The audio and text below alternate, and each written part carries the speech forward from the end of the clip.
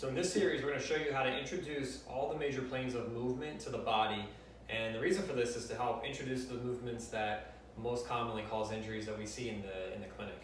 So the first thing we're going to look at is the straight plane forward and back, and then we'll progress to side to side, and then eventually we'll add rotation.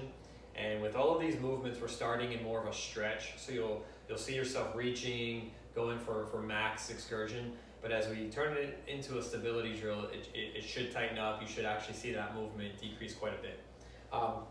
First thing we're looking at is just forward and back. So if I'm standing on my right foot, I'm just going to reach forward and tap with my left, reach back and tap with my left. If you have some low back pain and you know you've got a history of any kind of flexion forward, doesn't feel great on the back, you can slowly kind of warm up and see if that goes away as you introduce this movement.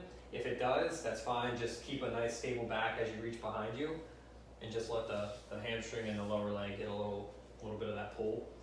Now, I would do 3 to 5 reps on each side. If I want to add more, I can start reaching with my arms. So if I reach forward, and then I can reach behind me. But as I turn this into a stability drill, I'm reaching with my foot flat. I'm just tapping back and forth, reach and tap.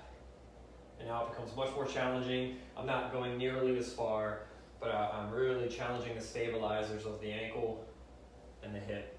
So that's the first one. That's pretty straightforward. That's easy. It's front and back, side to side, reaching to the side. Let the knee go where it feels like it wants to go. So again, with these stretches, it's okay if the knee starts to dive in a little bit. So I'm just going back and forth. Again, you can add arms reaching overhead, side to side for more of a challenge. And then as I start to turn this into a stability drill, I don't want to see that knee collapse. So I'm just going to keep my arms here, but if I reach and tap,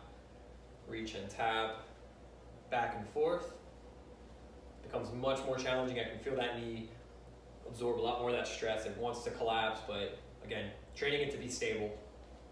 Last one is rotation. So if I rotate, let the knee dive in, coming back up, just let the knee go where it feels like it wants to go. Shouldn't feel any pain anywhere. And then as I turn this into a stability drill, again, I'm gonna tighten that up, only reach as far as I feel comfortable.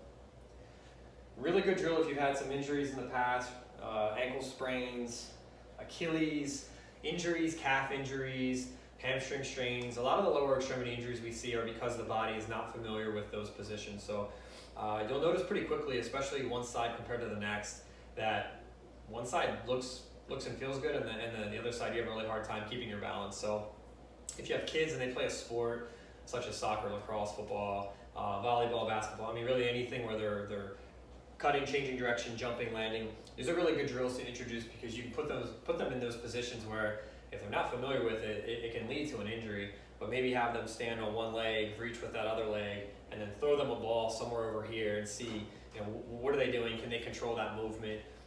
Have them start doing this as a warm-up, just getting ready for all of those different types of demanding activities. If you're driving somewhere and you don't have access to gym equipment, this is a really good drill to do.